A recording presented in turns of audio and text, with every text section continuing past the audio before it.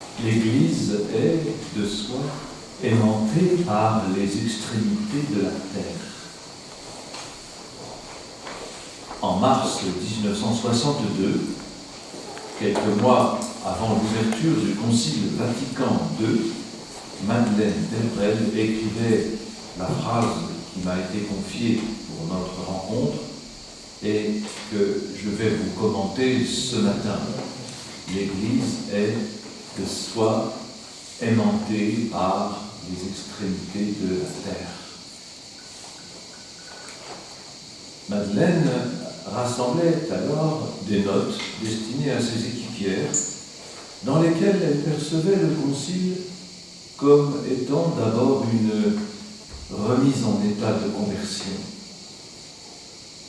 Telle était une des grandes préoccupations de la fin de sa vie. Après son décès en 1964, les équipières éditèrent cette note sous le titre « La foi et le temps, dans la joie de croire ». C'est dire l'importance qu'elle lui trouvait. Dans la même logique, nous l'avons insérée en 2011 dans le tome 9 des œuvres complètes « La femme, le prêtre et Dieu ». Notons déjà que le sous-titre de ce tome 9, au cœur du mystère intime de l'Église, indique l'orientation de la présente conférence sur la nature même de l'Église. Néanmoins, je dois vous avouer quelque chose. L'histoire de la publication de ce texte est un peu complexe. En effet, une meilleure connaissance de l'ensemble des écrits nous a conduit, chose rare, à l'insérer aussi dans le tome 17, la conversion du cœur.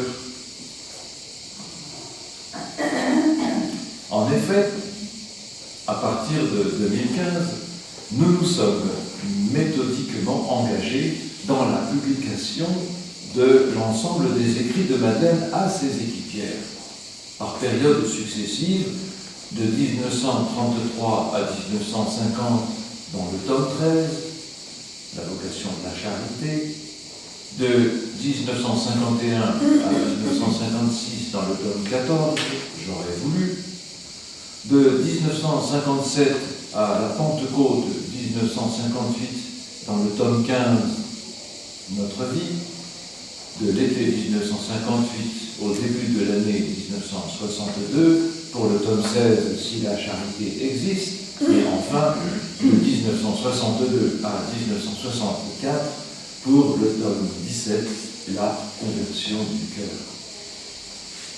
Alors, comment se fait-il que nous l'ayons publié deux fois le même texte dans les œuvres complètes? Si le tome 9 est dans la logique des écrits missionnaires sélectionnés autour du thème de l'Église, le tome 17 est dans celle de textes destinés aux équipières au sujet du Concile. Porté par l'exploration progressive de l'intégralité des archives, nous n'avions pas pris la mesure de la façon abondante dont Madeleine avait réfléchi sur le Concile, ni qu'elle s'adressait tant à ses équipières.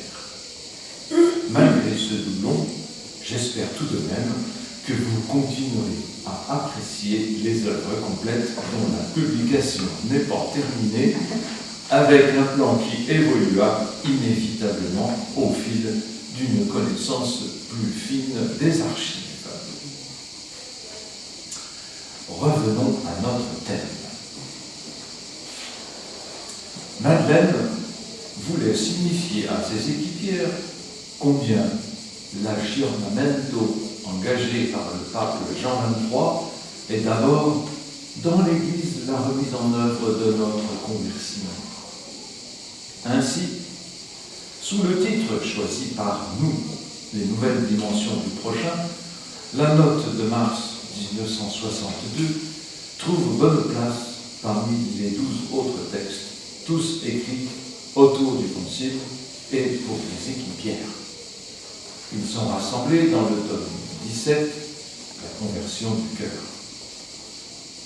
Signalons qu'au même moment, Deux d'entre elles, Suzanne Perrin et Guitoni Galmiche, partirent pour Abidjan, Côte d'Ivoire, où une troisième, Monique Joubert, les rejoindra quelques mois plus tard. Nous y reviendrons. Nous sommes entre novembre 1961 et l'été 1962. Je vais donc tout d'abord commenter non seulement cette phrase, mais l'ensemble de la note. Puis, j'élargirai notre regard sur l'ensemble de ce que Madeleine écrit au sujet du Concile de 1961 à 1963 et qui se trouve contenu de la page 175 à la page 246 de la conversion du cœur. Il y aurait d'autres recherches à mener dans les autres tomes des œuvres complètes et dans la correspondance sur ce que Madeleine écrit du Vatican II. Mais dans le cadre de cette conférence, restons-en là.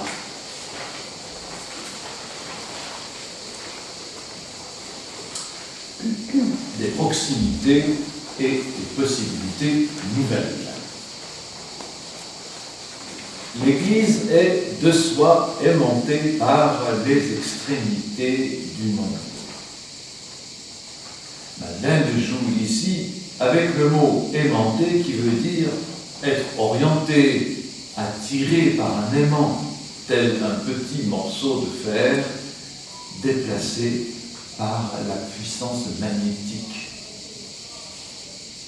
Mais en français, on entend aussi ce que l'Église devient. Elle est aimantée, rendue aimante, et cet amour provoque en elle le désir d'aller aux extrémités du monde. Sans ce désir, aime-t-elle vraiment? Sans les extrémités du monde, épanouira-t-elle sa vocation? Sans celui qui l'aimante, depuis les extrémités du monde, elle n'est rien. Ailleurs, elle précise, avec son humour habituel, que puisque la terre est ronde, les apôtres qui partent aux extrémités du monde vont un jour se retrouver nez à nez, ayant fait le tour du globe. Mais, au temps de Jésus, n'est-ce pas, tout le monde croyait que la terre était plate, et Jésus ne l'a pas démenti. Vous serez mes témoins à Jérusalem, dans toute la Judée et la Samarie, et jusqu'aux extrémités du monde. Sur la platitude terrestre, comment aller là-bas? Nous avons toujours notre vieux cœur, et voilà qu'il apprend à battre avec le cœur nouveau, le cœur unique du Christ, dont l'appel reste le même pour tous les chrétiens de tous les temps. C'est par lui que nous allons là-bas, car ces paroles ne passeront pas, et la charité non plus ne passera pas, alors que nous sommes de passage. Le Seigneur demande à chacun de ses disciples, « Tu aimeras ton prochain ». Mais qui est proche? Madeleine explique que la réalité même de la proximité a changé. Les dimensions du prochain ont subi une transformation inouïe, car certaines extrémités de la terre se rapprochent incroyablement de nous. Auparavant, l'amour du petit prochain, d'autrefois, était à faire sans discuter, parce que les situations étaient bien connues. Si cela débordait parfois du cadre, on attendait un appel, un signe, une indication. Mais avec les Congolais, les Algériens, les Polonais, c'est tout autre chose. Ainsi, Madeleine se rendit à Varsovie Pologne en décembre 1961 pour visiter son amie Joanna Munk en grande détresse à la suite de la mort de son mari André. Auparavant, pareille expédition hivernale eût été impossible. Mais maintenant, on prend l'avion, une caravelle d'Air France. De même, 1962 est l'année de l'indépendance de l'Algérie. Dès 1963, certaines équipières, Paulette Hachler et Francette Rodari, mais aussi une amie proche, Jacqueline Grenet, partirent pour soutenir l'hôpital de Tizi Ouzou.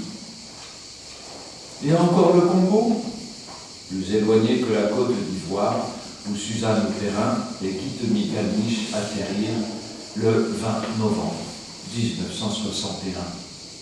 Elles avaient, pour cela, quitté la ville industrielle de Longwy, Lorraine, en particulier la population longtemps délaissée de Doncourt cité, où des familles ouvrières s'entassaient dans d'anciennes casernes militaires. Oui, les dimensions du prochain connaissent une transformation inouïe. Tel est le premier constat de Madeleine. Nous savons combien ce brassage de population et ces divers rapprochements n'ont cessé de s'accentuer depuis 1962. Puis, introduisant un deuxième constat, Madeleine revient au commandement « Tu aimeras ton prochain comme tu aimes Dieu ». Il est évident pour elle qu'aimer Dieu de toutes tes forces conduit à faire de même avec le prochain. Après ces réflexions sur les changements dans la réalité de la proximité, elle porte son attention sur la force, le pouvoir humain contemporain. La frontière entre le possible et l'impossible s'est déplacée, constate-t-elle. Le téléphone, les avions, les nouvelles conditions de vie ont fait reculer certaines frontières du possible. Nous sommes un alliage des forces de toujours et de celles d'aujourd'hui. 1962 est une année de croissance économique très forte en France et ailleurs. Mais au milieu de toutes ces promesses qui sont aussi des dangers, le prochain n'a rien d'une généralité. Pour lui, chaque chrétien doit apporter une réponse personnelle et libre à l'appel personnel de Jésus-Christ. La route du prochain commence en moi. Il a besoin de la liberté, selon une démarche intérieure qui est toujours la même. Façon de se connecter à la boussole fournie par notre réponse personnelle au Seigneur, sinon nous restons comme des voyageurs qui se déplacent avec des cartes routières périmées et nos forces se dispersent.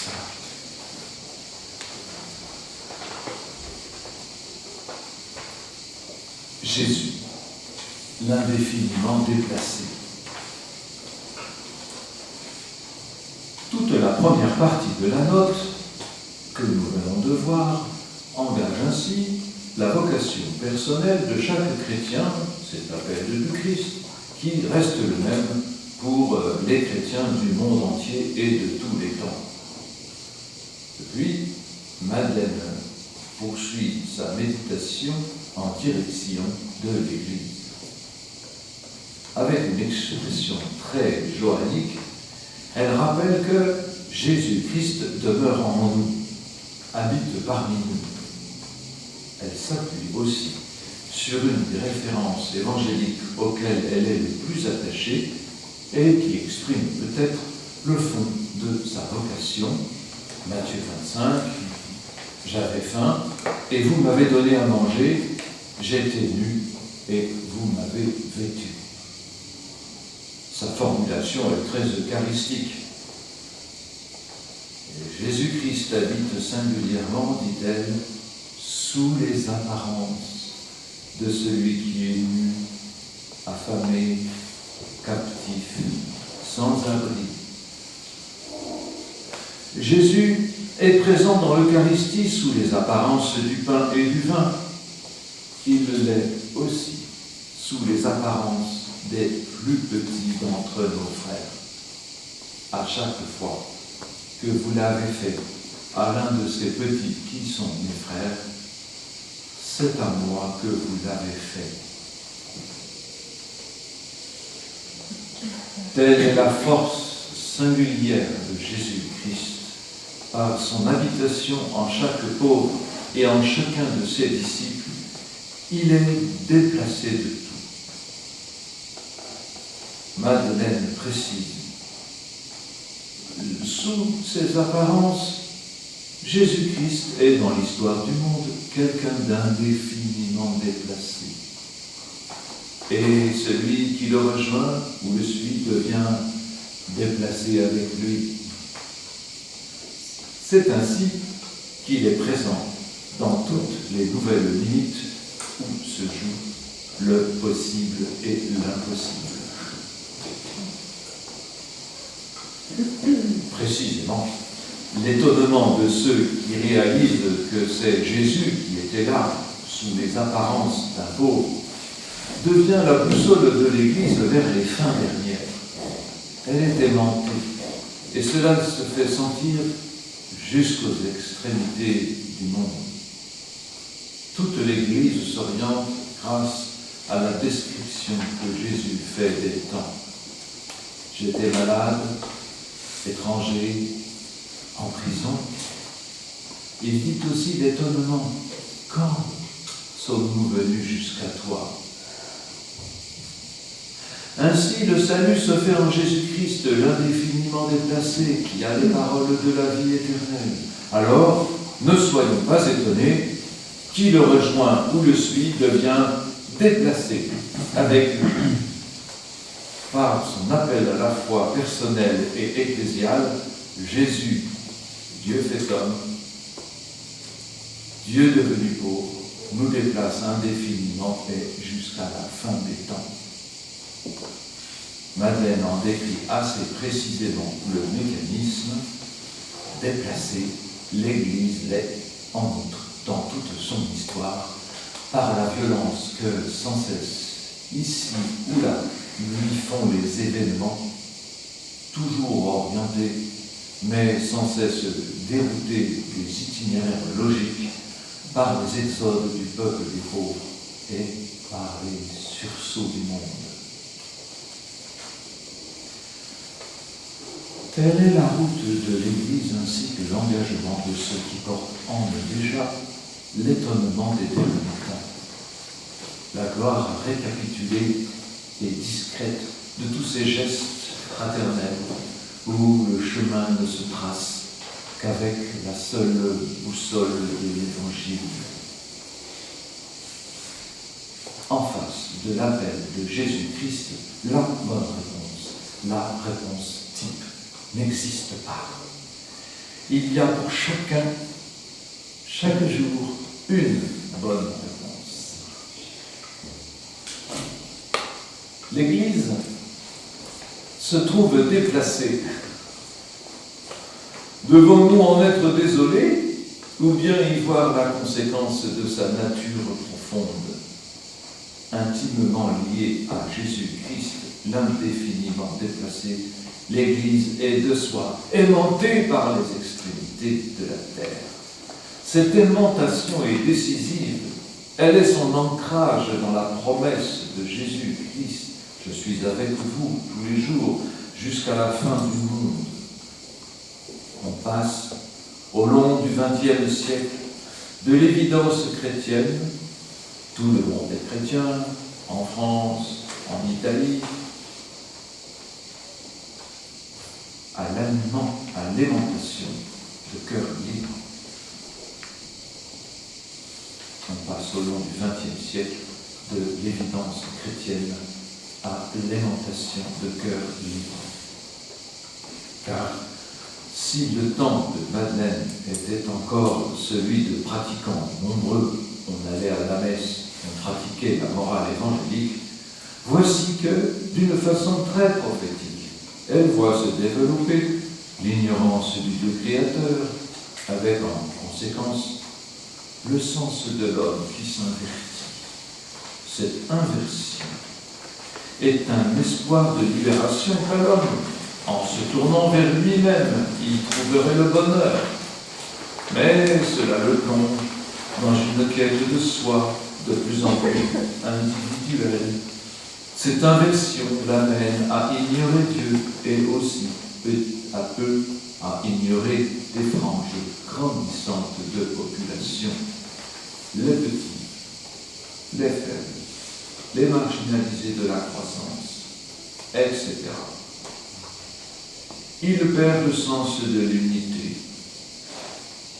A contrario, l'Église de l'intérieur d'elle-même se trouve engagée dans un mouvement puissant et de proche en proche. Tout ce qui, dans l'Église, est mission d'adoration, de rédemption, d'évangélisation, ne peut que peser invinciblement vers ces nouveaux bouts du monde, où, coûte que coûte, l'Église doit aimer. Cette pesée invincible n'est pas due à l'excellence de l'Église, mais à sa nature profonde et à son besoin d'achèvement. Au regard de la fin des temps, Madeleine constatait déjà, en mars 1962, l'immense force qui est en train de se passer. Loin de s'en désoler, elle écrit « Dans l'homme, créature de Dieu, dans l'humanité, création de Dieu, des réalités inconnues hier sont découvertes aujourd'hui. La proximité accrue, la multiplication des relations ont dévoilé la prodigalité du Dieu créateur envers tous les hommes, tellement variés, diversement doués, débordant de toutes parts une échelle de différenciation basée sur une plus ou moins grande évolution d'une figure humaine type. L'Église a besoin de porter vivant en elle cette immense variété, car sans celle-ci, son corps serait comme inachevé, et la glorification qu'elle doit à Dieu resterait incomplète. L'Évangile n'aurait pas au sein du monde le retentissement auquel il a droit, et que peut seul lui donner une foule immense de toute tribu, de tout peuple, de toute langue.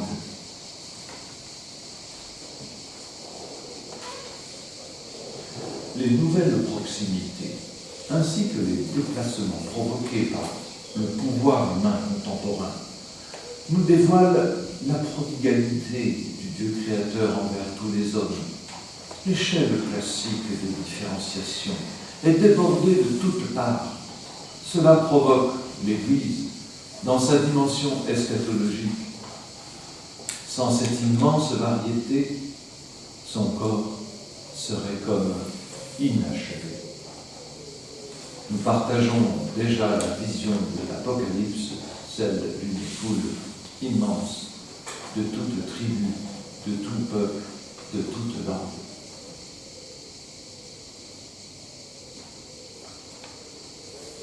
Dans cette immense perspective, Madeleine revient à sa célèbre attention aux circonstances. En 1938, dans Nous autres gens des rues, elle soutenait que les circonstances sont nos supérieurs fidèles, façon de dire que l'obéissance à ce qui arrive est un puissant levier pour rebondir et aller de l'avant. Voici maintenant, dans sa note de mars 1962, elle précise nous pensons un peu que l'abandon à la providence consiste à nous laisser travailler par ces événements et ces circonstances, sans penser qu'ils doivent aussi être travaillés par nous. Notre travail risque de minimiser au nom de la providence. Notre travail risque d'être minimisé au nom de la providence. Et aussi parce que nous pourrions le considérer comme petit, inefficace, insignifiant. Mais parfois, minuscule d'allure et de surface, nous devons faire nos tâches de tâcherons. Cela aussi fait partie de la providence. Sinon, dit-elle plus loin, l'accumulation de tous nos minuscules et cruels consentements au bal aboutit à des famines, des apostasies et d'autres désastres encore. Nous nous occupons de ceci, de cela, parce que nous pensons que ce qui est possible, c'est cela qui est possible, et peu à peu, nous nous éloignons de notre devoir.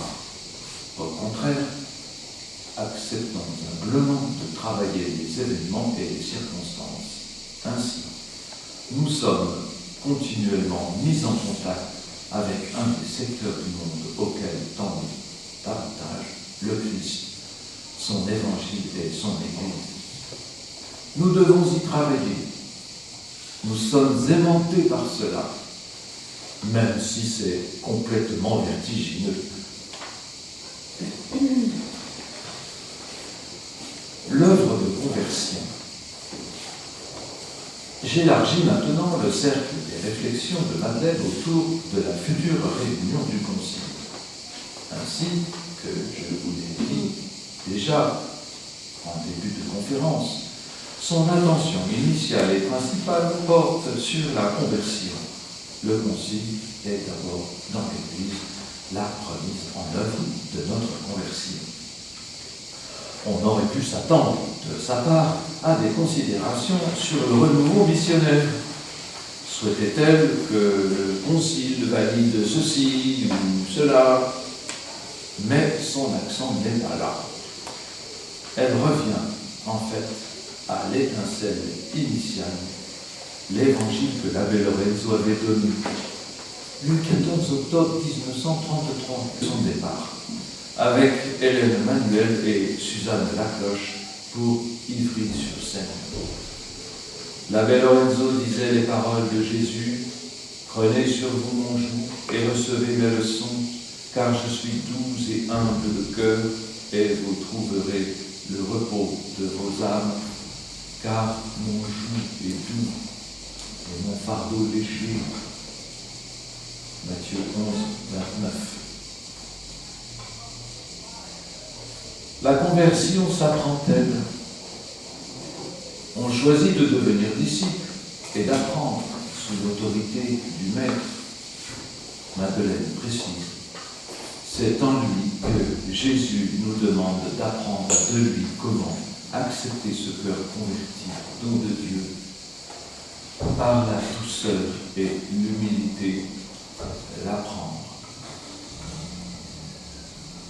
Elle ne s'attarde pas sur les transformations nécessaires, craintes ou espérées, et qui seront à discerner en concile, à accueillir, puis à vivre. Elle reste centrée sur l'essentiel, la conversion du cœur. Voici quelques-unes des réflexions qu'il a dites alors. Il suffit de rester en bas avec tous les autres.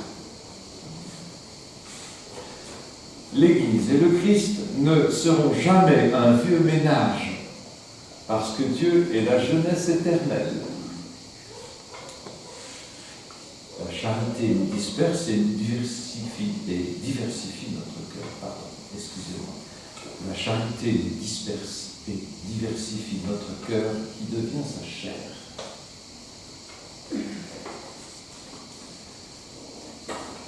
Prions aussi avec sa puissante et brève litanie du Sacré-Cœur, une sorte de résumé de toute sa perspective. Cœur sans oubli, donnez-moi votre mémoire. Cœur de Jésus, ne me laissez pas oublier ce dont vous vous souvenez. Cela a été déjà cité hier. Elle tourne ainsi en prière ce qu'il y a de déroutant, dispersant, et, pourrait-on dire, d'amnésion dans les nouvelles dimensions du prochain, tout comme dans les déplacements de la frontière entre le possible et l'impossible. Nous gardons en mémoire, mais aussi nous oublions beaucoup ce monde multidimensionnel où le possible évolue sans cesse. Les nouvelles missions et les nouvelles rencontres se bousculent avec les anciennes. Lui a un cœur sans oubli, il se souvient.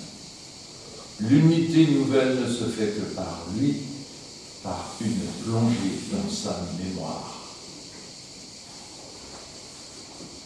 Dans le même esprit, Madeleine souligne la continuité entre Jean 23 et Paul VI. Le concile est une célébration de l'unité entre le Christ et son corps, l'Église. Dans son discours d'ouverture de la deuxième session du concile, le 23 septembre 1963, le pape engage fortement le concile à revenir à la source d'unité qu'est le Christ. Autre élément de l'unité, Madeleine cite le lien que Paul VI établit entre, d'une part, la nécessité qu'a l'Église de mieux s'identifier et, d'autre part, les besoins du monde. En même temps que l'Église prend plus pleinement conscience de certaines exigences intérieures, elle est sollicitée plus fortement par les besoins du monde auquel elle est destinée. Petit problème technique. J'ai cherché cette phrase, dans le discours de Paul VI et ne l'ai pas trouvée. Mais l'esprit y est. Cela suggère que Madeleine reproduit ici une bonne synthèse du discours de Paul VI, peut-être écrite par un journaliste. Mais on trouve dans le discours de Paul VI, par exemple, Mentre con aiuto dello Spirito Santo, animando sempre più il suo vigore interiore, la Chiesa si distingue e prende le puissanze della società profana da cui è circondata, allo stesso tempo si presenta come fermento edificante e strumento di salvezza della stessa comunità umana. Je traduis en français.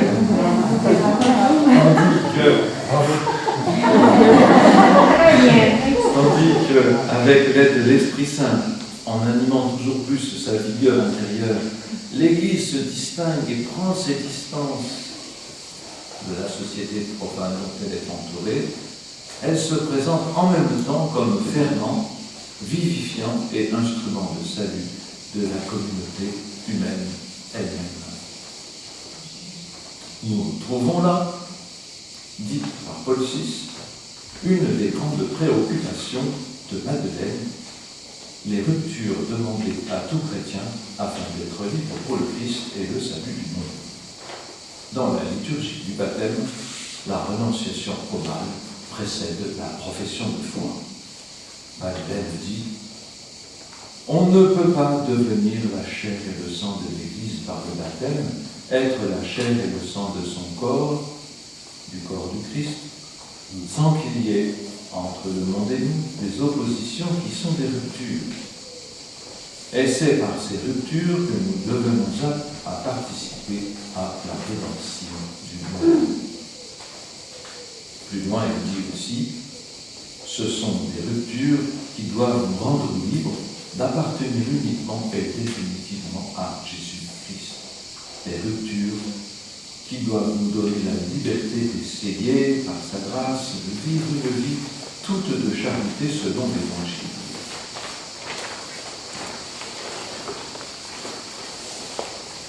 Dans la suite de son discours du 23 septembre 1962, Paul VI énumère les besoins du monde. Madeleine a très bien perçu, d'une façon prophétique, que les chrétiens sont appelés à être libre de la liberté du Christ, afin d'aimer vraiment le monde et de participer à son salut. Aimer comme le Christ, cela passe par une perception renouvelée des besoins du monde. Dans ce but, Madeleine redit la nécessité de chrétiens en chemin, des cheminots, pour reprendre une vieille expression française. Ces cheminots du Christ sont ceux qui ne sont pas chargés de faire une chose de A jusqu'à Z, mais de faire tout le long du chemin les mêmes gestes que le Christ, ayant sa même démarche, sa même façon de marcher, sa même façon de s'arrêter, sa même façon de rester là, puis de repartir, de s'installer quelque part, puis d'y revenir, d'attendre que Dieu, des petites circonstances, des petits événements dans lesquels ils sont toujours au service de la bonne nouvelle, rendus tangibles par la bonté du Christ, par les gestes du Christ, la bonne nouvelle qu'on a touchée, comme dira Saint Jean, qu'on a tâtée, parce qu'elle est passée dans les gestes humains. Ainsi en est-il de l'Église aimantée. Elle est déplacée auprès de Jésus-Christ, l'indéfiniment déplacé jusqu'à la fin des temps.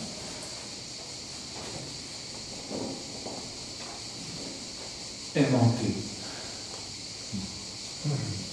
Revenons à ce mot que Madeleine emploie rarement de cette façon-là.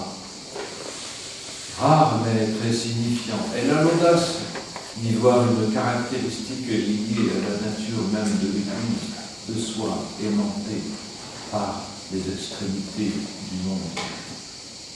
Elle avait déjà employé ce terme en 1957, lors même de la crise de la charité, où il fallait redire la vocation de ce petit groupe si singulier d'apparence et au fond si central dans la vocation contemporaine de l'Église. Nous sommes aimantés par des chemins que l'Évangile n'a pas besoin de faire préfabriquer, car ils sont ceux-là même où marchent, peinent, errent, se désespèrent des hommes. Nous sommes cousus à ceux dont ils vivent, à ceux qui le supportent, à ceux qui leur est quelque initiation de la joie, parce que dans ces mêmes choses, nous faisons clairement place à celui qui n'a pas de place, à Dieu. Parce que nous restons volontairement là où l'on chasse le Christ et que tant qu'on ne nous chassera pas, il sera là comme nous.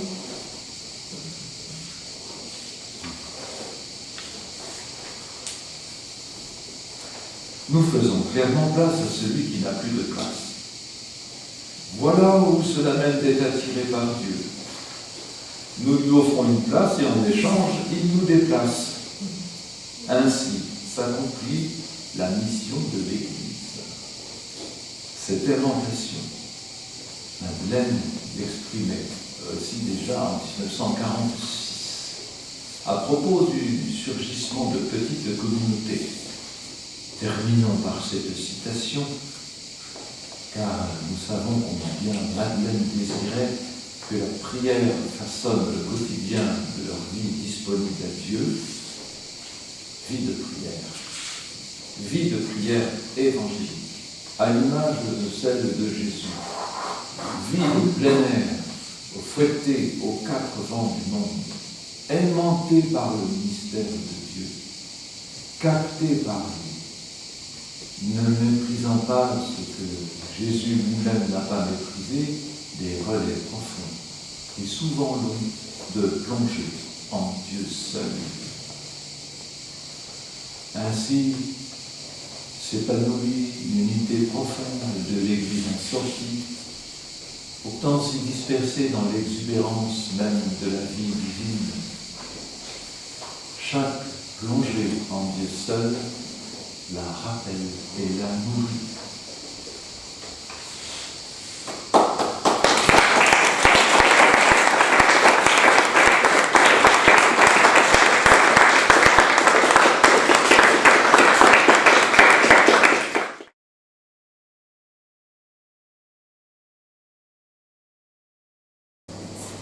Carissimi âmes.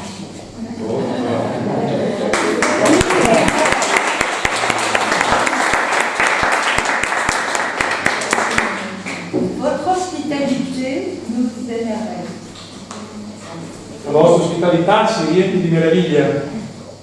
Nous sommes tous dans la joie, Siamo tutti pieni di gioia, amis français, amis italiens, amici francesi, amici italiani, de partager ce que nous découvrons di condividere ciò che noi scopriamo du trésor de Madeleine. del tesoro di Madeleine.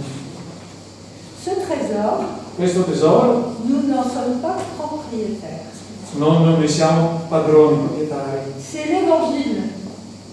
è il Vangelo Et nous souhaitons avoir un désir toujours plus ardent e noi ci auguriamo, auspichiamo di poter aderirvi in maniera sempre più piena, de le partager di condividerlo là où nous sommes dove siamo, pour que Dieu soit mieux connu et aimé. perché Dio sia più conosciuto e più amato. Alors le titre qui m'a été donné, qui nous a été donné, Il titolo che mi è stato affidato, l'Église de Madeleine, Madeleine de l'Église. la Chiesa di Madeleine, Madeleine della Chiesa. Pour Madeleine, l'Église est un très grand thème parce que le Christ est tout pour elle. Per Madeleine la Chiesa è un grande argomento perché per lei Cristo è tutto. Et que l'Église, pour elle, c'est le Christ-Église. J'ai pas compris perché. Et que l'Église, pour elle, c'est le Christ-Église. E perché il Cristo per lei è il Cristo Chiesa. Mais là, c'est dans le texte qui a été distribué, je crois, à partir de maintenant. Ouais. Donc, tu traduis par ça? Non, Voilà. on l'écoute en français là. D'accord. Alors, au début de son livre autobiographique, Vie marxiste, Madeleine fait une déclaration d'amour à l'Église, à l'intention surtout de ses amis marxistes. Elle leur dit: le mot Église, je voudrais l'écrire ici dans ces lignes, ici, à toutes les lignes, autant de fois que j'écris le mot Dieu. À Dieu et à l'Église va le mépris de l'athéisme marxiste. L'amour ne peut tolérer le mépris pour ce qu'il aime. Tu dis, ami communiste, que j'aime l'Église. Je ne l'aime pas. Non, pardon, excusez-moi. Si je t'aime, communiste, ce n'est pas malgré l'Église. C'est à cause d'elle et en elle. Tu dis que j'aime l'Église et tu as raison, mais ce que tu ne dis pas, c'est que je suis à elle. L'Église de Madeleine, Madeleine de l'Église, oui, et davantage. Dans un autre texte, Madeleine dit: l'Église, société de pécheurs, m'entraîne dans son mouvement de vie. Je ne peux dire ni elle, ni moi, mais seulement nous, Jésus-Christ et les pauvres pécheurs. L'Église, Jésus-Christ et les pauvres pécheurs. Quand elle a rencontré le pape Pie XII, Madeleine lui a dit: plus nous allons, elle parlait du groupe de la charité, plus nous allons, plus nous comprenons que pour vivre notre vie, nous devons nous enfoncer dans l'Église. C'est pourquoi nous sommes en relation pratique et vitale avec nos évêques. Et ailleurs encore, la phrase que vous avez dit ce matin, je suis hantée par le double mystère par lequel passe notre vie comme une ligne droite, le mystère de la charité et le mystère de l'Église. Nous n'avons pas d'autre raison d'être que de vivre de la charité dans l'Église. Madeleine est allée 11 fois à Rome. Elle n'a cessé de faire en sorte que son groupe de la charité soit reconnu par l'Église. Elle n'a eu de cesse que de participer par sa prière, par son action, par son écriture, son témoignage, à la vie de l'Église et à ses combats.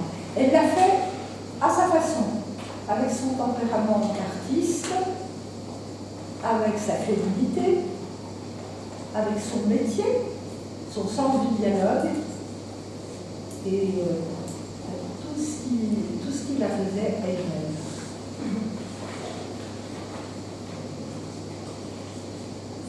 Alors, dans cette présentation,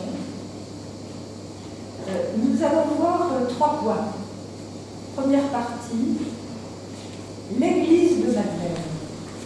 Alors, quelques traits seulement de ce qu'est l'Église de Madeleine, telle que nous la comprenons, enfin, telle que je la comprends. Deuxième partie, Madeleine de l'Église, l'appartenance de Madeleine à l'Église, que peut-on en dire? Et puis troisième partie, quelques pistes d'inspiration qui pourraient être données par Madeleine pour l'Église d'aujourd'hui.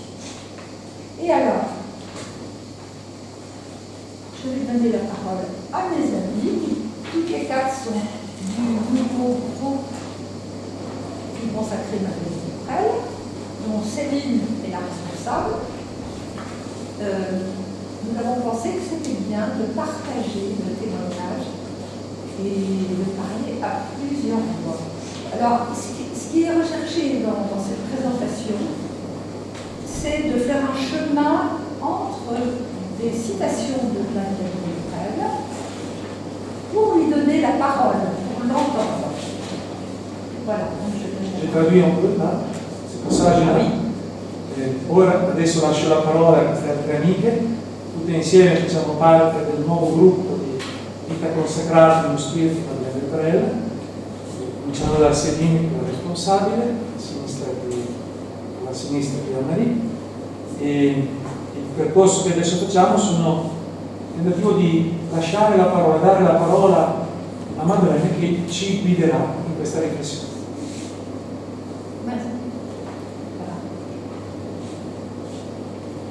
Alors, je prends la parole pour la première partie, aidée de Blanche, à vous, la première partie. Donc, quelques facettes de l'Église de Madeleine. La pensée de Madeleine sur l'Église s'est construite progressivement au fil des circonstances vécues à Ivry. Et ce travail de terrain, et non dans un bureau, avait plu au cardinal Martini. Voyons en quelques jalons dans l'ordre où elle a vécu. Alors, première sous-partie, les premières intuitions de la mission, de la missionnaire d'Ivry. Alors, c'est dans Nous autres, Jean Guéru, en 1938. Dans la banlieue ouvrière déchristianisée d'Ivry, Madeleine a une intuition que pour les gens ordinaires, le lieu de la vie chrétienne et même de la sainteté n'était pas un lieu retiré du monde, mais la rue même où Dieu nous a mis. Et le regard de Madeleine, tout de suite, s'élargit de la rue à l'Église. Dans le tome 7, page 29, il nous paraît que l'action, parfaitement accomplie là où elle est réclamée de nous greffe sur toute l'Église, nous diffuse dans tout son corps, nous fait disponibles en elle. Nos pas marchent dans une rue, mais notre cœur bat dans le monde entier.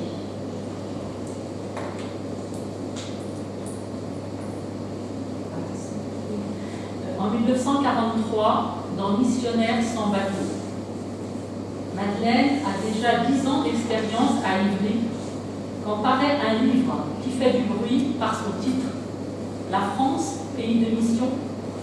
Ce livre fait vivement réagir. Elle est d'accord avec les auteurs sur le constat de la déchristianisation, tout particulièrement de la population ouvrière, mais non avec leur stratégie de reconquête. Madeleine publie aussitôt un livret très mystique, Missionnaires sans bateau. C'est pas publié, elle écrit.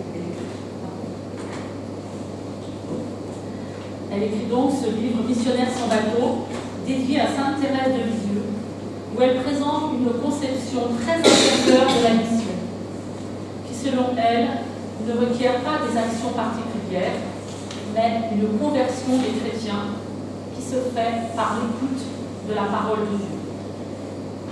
La mission pour elle est le grand mouvement de l'Église du Christ qui, sous l'impulsion de l'Esprit Saint, l'Éternel missionnaire, nous emporte, que nous en ayons conscience ou non, vers ce qui n'est pas l'Église. Et c'est la belle image, la majestueuse image du bateau Église qui nous fait comprendre que le départ en mission n'est pas facultatif.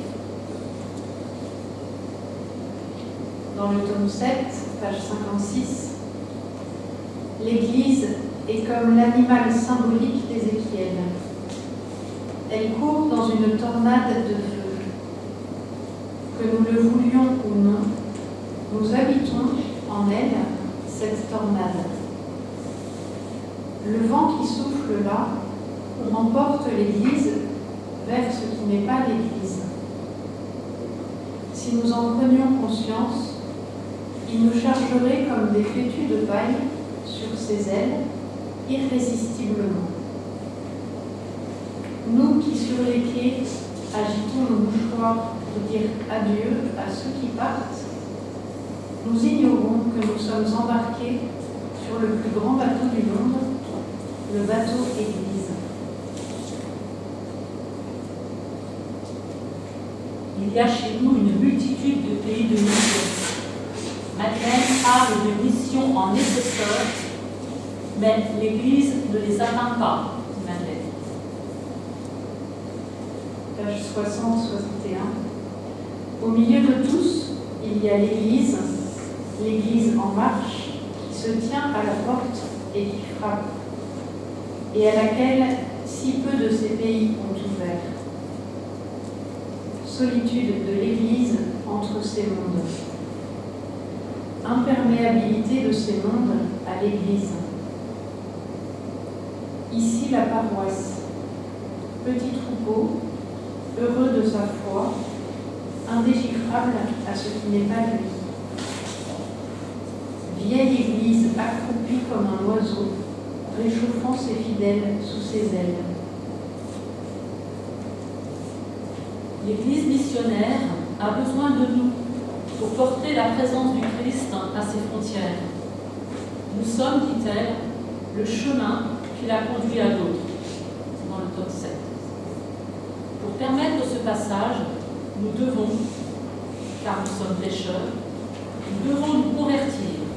Et dit Madeleine, c'est la parole de Dieu qui nous convertit si nous la laissons agir jusqu'au fond de nous. Le chrétien, conscient de ce qu'il a reçu, est fait charnière, frontière de grâce entre Dieu et le monde qui ne le connaît pas, pour laisser passer l'amour reçu. En se référant à Thérèse de Lisieux, Madeleine écrit que l'amour est le cœur de l'Église. Dans l'unité infrangible de l'Église, ceux qui aiment déversent selon la mesure de leur amour, de la charité, pour ainsi dire, à l'état pur. La charité est dans l'Église ce que le sang est à notre cœur. Aimer, c'est être le cœur de l'Église, c'est envoyer du sang jusqu'au plus lointain, jusqu'au plus anémié de ses membres. Page 95.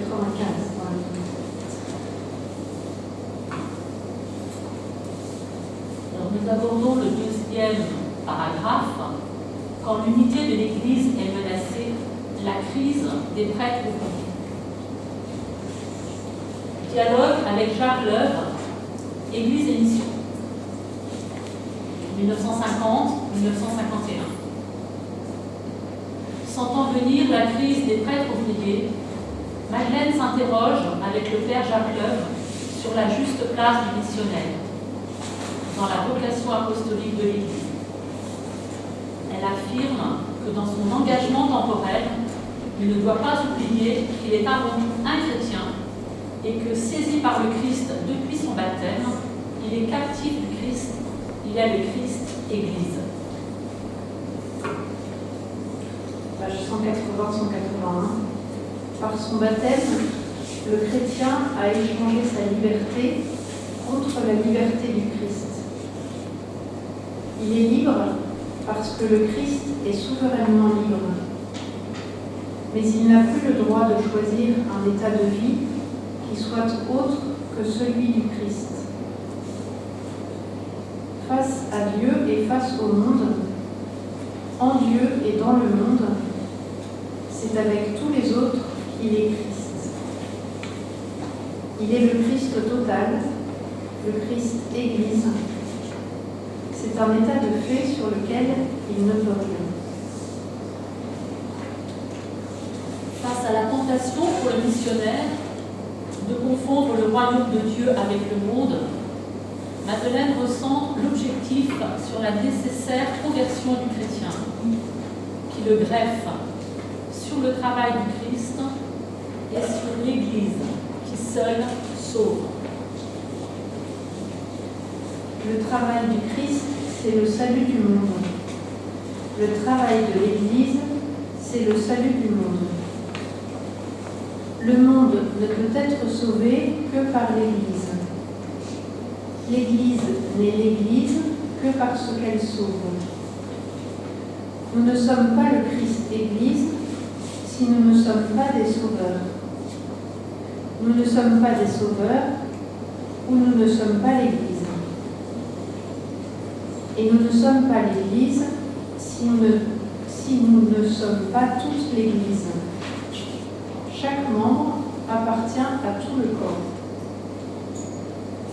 Et nous ne sommes pas toute l'Église que si nous sommes exactement à notre place en elle, ce qui vaut exactement à être, ce qui équivaut à être exactement dans le monde, à la place où elle y est présente à travers nous. La mission, c'est de faire là où nous sommes l'œuvre même du Christ. Nous ne serons l'Église, nous ne diffuserons le salut jusqu'aux extrémités du monde que si nous travaillons au salut des hommes au milieu desquels nous vivons. Et nous ne travaillerons à ce salut, nous ne le laisserons passer que si au milieu d'eux, nous sommes inaltérablement, purement l'Église. L'Église est une société de pécheurs, mais elle est intrinsèquement unie au Christ qu'elle nous donne. Il faut lui obéir. C'est la condition de notre efficacité. À nous, il est demandé d'être au milieu du corps social humain, le corps visible du Christ Dieu. Et à cela, pour nous, tout doit être sacrifié. Cette unité, si elle a une cohésion, a aussi un sens vital. L'obéissance dans le corps du Christ est aussi un état de fait. Le sang coule dans un sens, il n'arrive au bout des doigts qu'à travers bien des étapes. Nous ne pouvons pas changer ce sens. L'autorité dans l'Église peut nous broyer, nous enténébrer. Il faut obéir parce que pour nous, c'est vivre.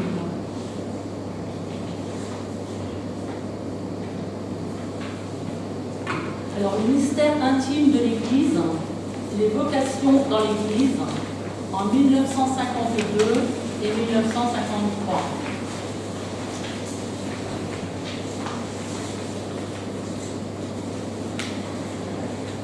En mai 1952, au seuil de la crise des prêtres ouvriers, Madeleine va prier à Rome pour que la grâce d'apostolat donnée à l'Église de France ne soit pas perdue par nous, mais maintenue dans l'unité. Priant sur le tombeau de Saint-Pierre, elle comprend l'importance que l'Église soit fondée, instituée, bâtie, comme elle dit, et en même temps la nécessité qu'elle soit perçue comme aimant l'humanité.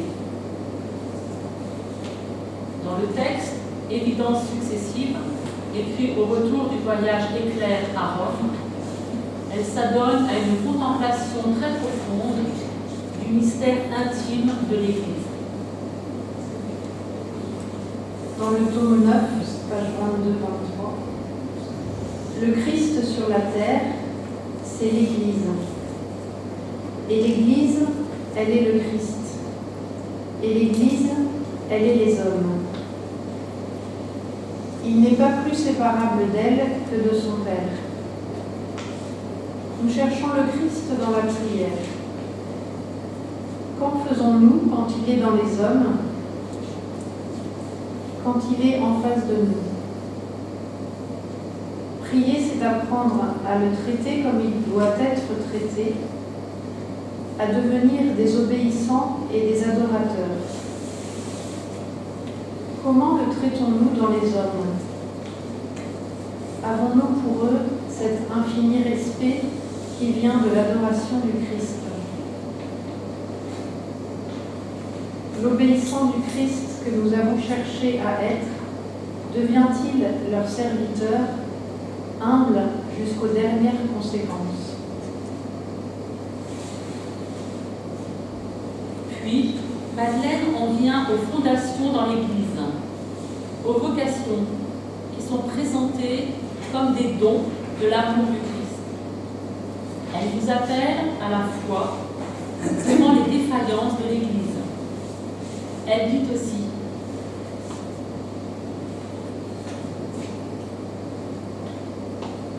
nous avons essayé d'être vis-à-vis de la hiérarchie obéissante et respectueuse. Il ne me semble pas pourtant que nous ayons sur ce plan touché le fond même du mystère de l'Église. Dans le tome 9, page 24, le fond du mystère de l'Église, c'est le mystère même de l'amour du Christ pour nous. Toute l'Église est don du Christ. Toutes les fonctions dans l'Église sont des modalités de cet amour, de ce don.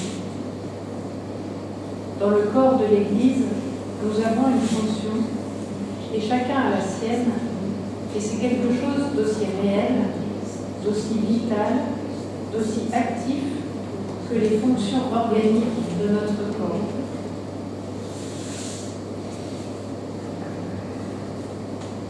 Elle dit l'importance du sacerdoce pour la vie sacramentelle. Les fonctions vitales qui nous donne Jésus-Christ sont remises au sacerdoce, auquel des hommes acceptent de faire servir leur vie. Ils acceptent qu'on les rencontre en lieu et place de Jésus-Christ. Là où est un prêtre, là est la communication pour nous nécessaire de Jésus-Christ. Enfin, dans l'amour de l'Église, en 1953, elle dit que l'Église l'Église est le signe le plus prodigieux du mystère de Dieu. Et elle développe la partie suivante. Il est impossible d'aimer le Christ sans aimer son corps, impossible d'incarner la charité du Christ dans le monde sans accepter d'abord l'incarnation de cette charité dans l'Église, corps mystique de Jésus-Christ. L'Église est donc un corps dans lequel circule la vie du Christ et dans lequel se communique la vie du Christ.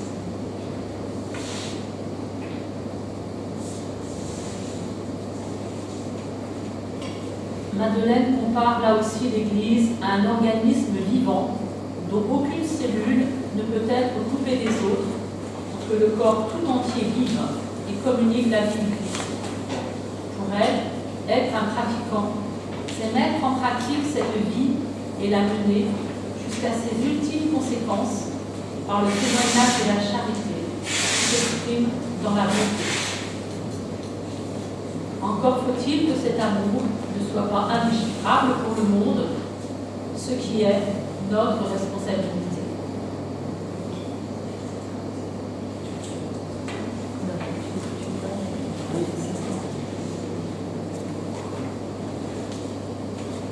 Alors dans la deuxième partie, il s'agit de Madeleine dans l'Église, une appartenance passionnée à l'Église. Madeleine elle-même éprouve un amour fou de l'Église. Sur quoi repose-t-il? D'abord sur une commune et totale appartenance à la fois au Christ, à l'Évangile et à l'Église. Quand elle exprime son désir intime d'appartenance à Dieu, elle a coutume, comme c'est le cas en tête de son célèbre « J'aurais voulu », d'exprimer son amour tout à la fois du Christ, de l'Évangile et de l'Église.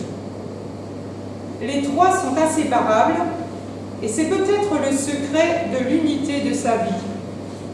Elle nous dit « J'aurais voulu uniquement appartenir entièrement et seulement à Jésus-Christ, notre Seigneur et notre Dieu.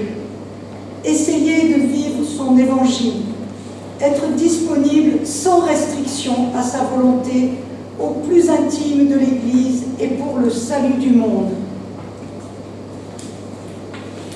Plus loin, elle dit encore « Obéir à Dieu, c'est obéir à l'Église. Aussi, nous remettons à l'Église le don que nous faisons de nous-mêmes à Dieu. » Pas moyen d'être Christ sans imiter Jésus dans l'Évangile et en recevant de l'Église la nourriture voulue. Madeleine, appartenir entièrement à Jésus, suivre Jésus partout où il va, implique de vivre l'Évangile au plus près. Appartenir à Jésus entièrement, c'est vivre l'Évangile, c'est vivre les vertus évangéliques.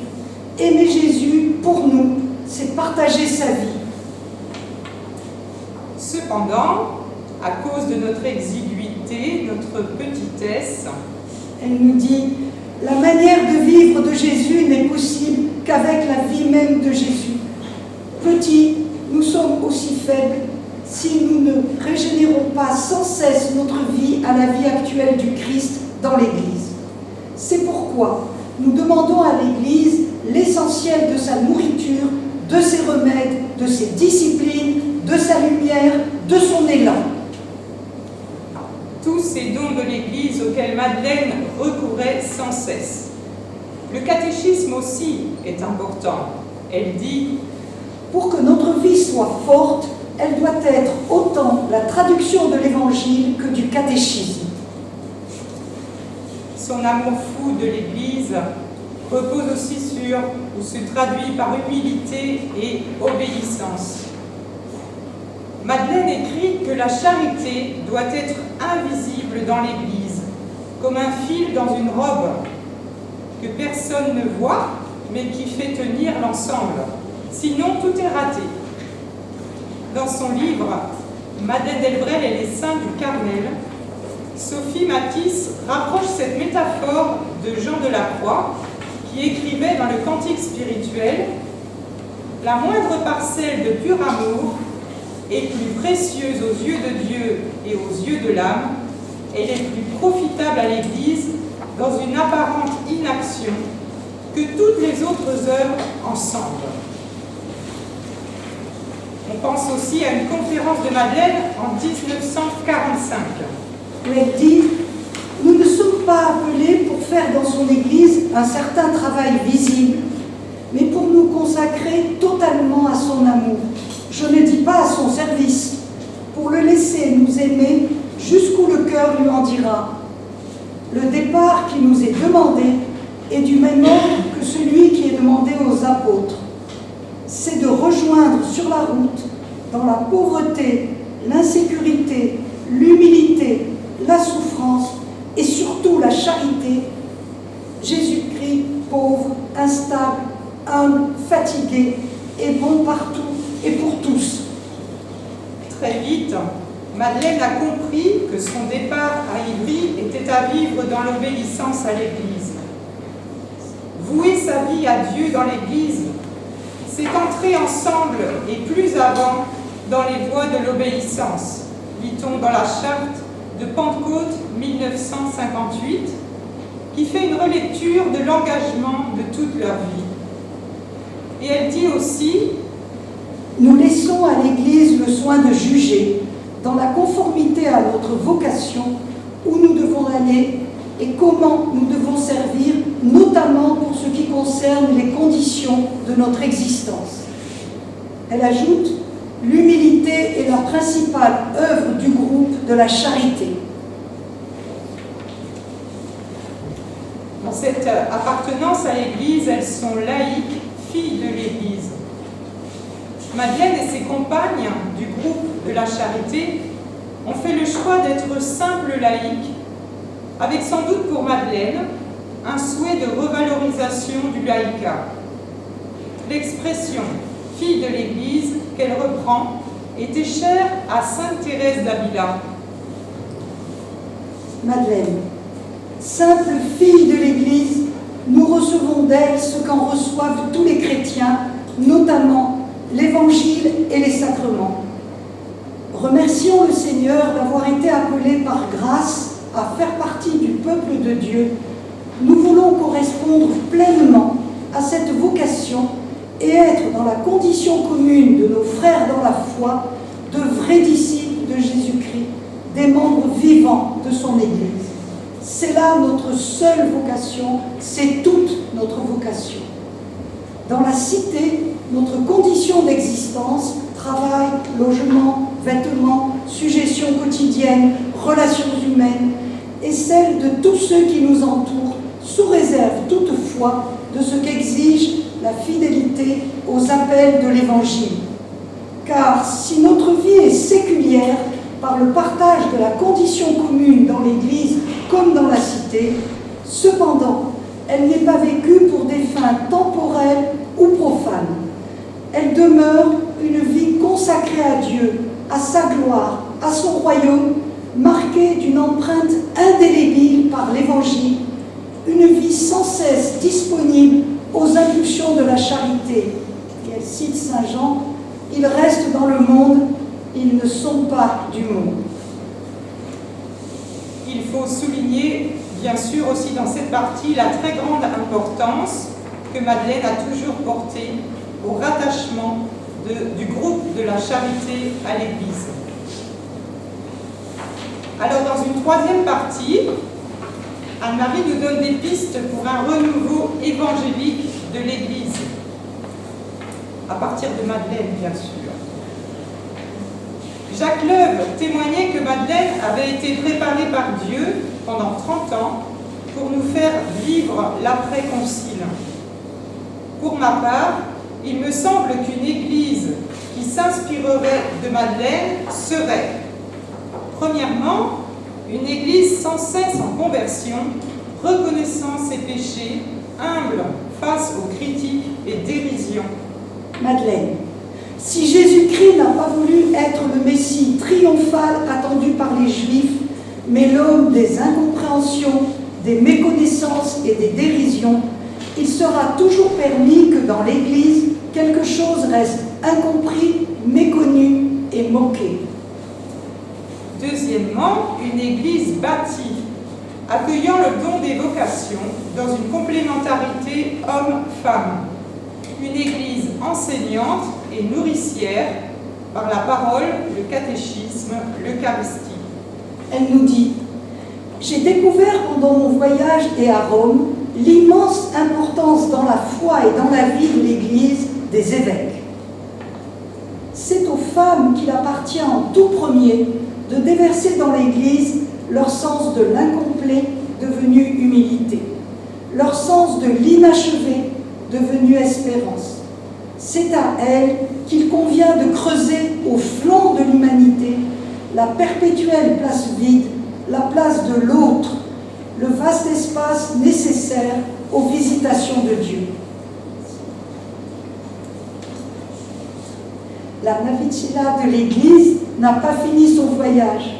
Aux hommes le pont, la coque, les mâts, mais pour les voiles, pas moyen de se passer de nous. Sans compter qu'ils ont toujours envie de moteur et que le vent du Saint-Esprit n'a jamais bien su s'en servir. Troisièmement, une église missionnaire en mouvement dans le souffle de l'esprit, audacieuse et toujours en sortie. Madeleine, cette vie procure à notre famille la liberté d'être où que ce soit, prête à partir, prête à rester, rivée à l'évangile, disponible pour essayer de le vivre là où le monde l'attend, là où l'Église veut le lui donner. Quatrièmement, une église fraternelle, proche des petits, des pauvres, des souffrants et des incroyants. Une église qui ne se préoccupe pas de stratégie missionnaire, mais qui témoigne de l'amour de Dieu. Une illustration de ce dernier point, les 2 dernières pages de Ville marxiste Terre de Mission, où Madeleine, résumant ce qu'elle a voulu vivre à Ivry, utilise l'image du buisson ardent qui se consume pour manifester l'amour de Dieu. Elle nous dit, pour rendre Dieu, le faire présent, en faire la compagnie des hommes, nous n'avons pas besoin de valoir cher. Une brassée d'épines suffit, mais nous devons, sans valeur, sans surface, sans grandeur, devenir, comme nous l'avions pressenti, sacrifice. Devenir une vie donnée au service même de la foi, au service de la vie même de Dieu. C'est cette dynamique de l'amour vivant pour Dieu et pour les autres qui devient le cœur même de toute rencontre, de tout apostolat, de toute existence réellement et concrètement chrétienne. Elle nous dit, car en nous, il faudra tout retrouver. Le verre d'eau, la nourriture des affamés, toute la vraie nourriture de tous les affamés, toutes les vraies nourritures et tous les vrais moyens de le donner, le logis des sans-logis, le pèlerinage des prisons et celui des hôpitaux, la compassion des pleurs, ceux qu'il faut partager et ceux dont il faudrait supprimer les causes, l'amitié pour chaque pécheur, pour les mal vus, le plein pied avec toutes les petitesses, l'attention des obscurités, tout s'orientera, se complétera dans le mot fraternel. Je crois que c'est cela l'église de Madeleine, une église qui se consume d'amour comme le buisson ardent.